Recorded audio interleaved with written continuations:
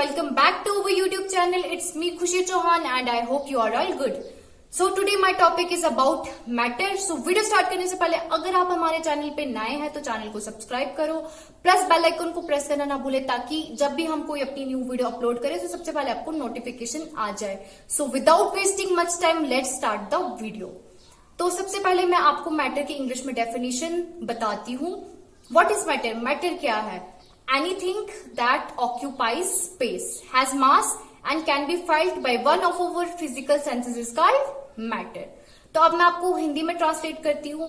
Anything, कोई भी चीज जो स्पेस को ऑक्यूपाइज करती है. ऑक्यूपाइज होता है घेरना, स्पेस होती है जगह. कोई भी चीज जो जगह को घेरती है और उसका मास होता है, हैज मास. उसका मास होता है वजन, और इसको हम अपने फिजिकल सेंसेस की मदद से देख सकते हैं, टच कर सकते हैं और फील कर सकते हैं. So there are 3 states of matter. जैसे कि आपको पता होगा कि मैटर की जो है वो 3 स्टेट्स होती हैं. सो सबसे पहले है सॉलिड, सेकंड है लिक्विड एंड थर्ड है गैस. तो सबसे पहले मैं आपको बताऊंगी सॉलिड क्या होता है. कोई भी हार्डर सब्सटेंस, कोई भी सख्त चीज. सो लिक्विड क्या होता है? कोई भी चीज जो फ्लो करती है. तो गैस क्या होता है? जो हम देख तो नहीं सकते लेकिन हम उसको फील कर सकते हैं. जैसे कि फॉर द एग्जाम्पल एयर, उसको हम देख तो नहीं सकते लेकिन हम उसको महसूस कर सकते हैं. तो अब मैटर की बात है. मॉलिक्यूल्स का जिक्र ना ऐसा तो हो नहीं सकता क्योंकि जो मैटर है वो मॉलिक्यूल्स के ही बने होते हैं. तो सबसे पहले मैं आपको बताऊंगी सॉलिड.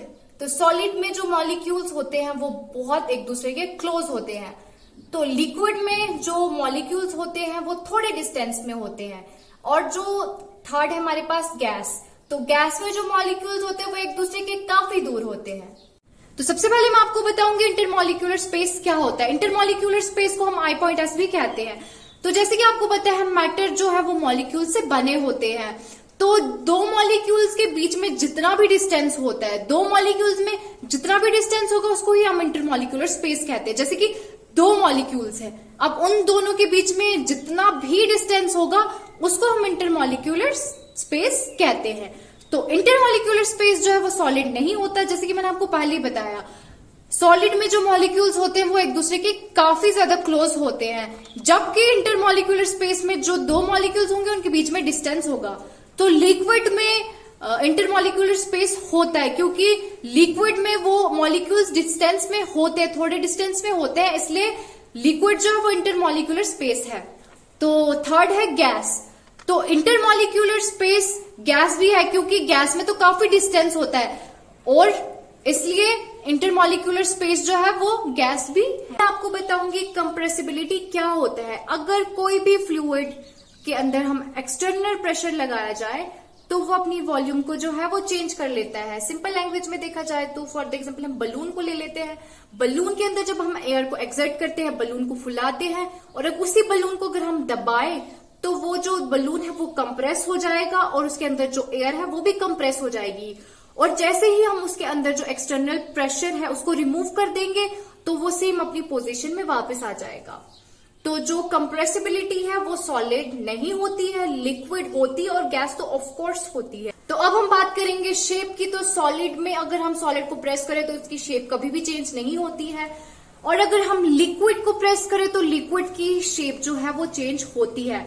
और गैस की तो ऑफ कोर्स अगर गैस को भी हम प्रेस करें तो गैस की शेप जो है वो चेंज होती है. तो जो शेप है वो सॉलिड नहीं है, लिक्विड है और गैस भी है. सो एट द लास्ट मैं आपको बताऊंगी डिफ्यूजन क्या होता है. तो सबसे पहले मैं आपको डिफ्यूजन की डेफिनेशन बताती हूँ इंग्लिश में. Movement of particles from higher to lower concentration is called diffusion. तो अब मैं आपको इसका हिंदी में मतलब बताती हूँ. जब एक रीजन से दूसरे रीजन में जो पार्टिकल्स में मूवमेंट होता है from higher to lower concentration, उसी को हम डिफ्यूजन कहते हैं. तो अब मैं आपको डिफ्यूजन की एक एग्जाम्पल दूंगी. एग्जाम्पल है परफ्यूम की.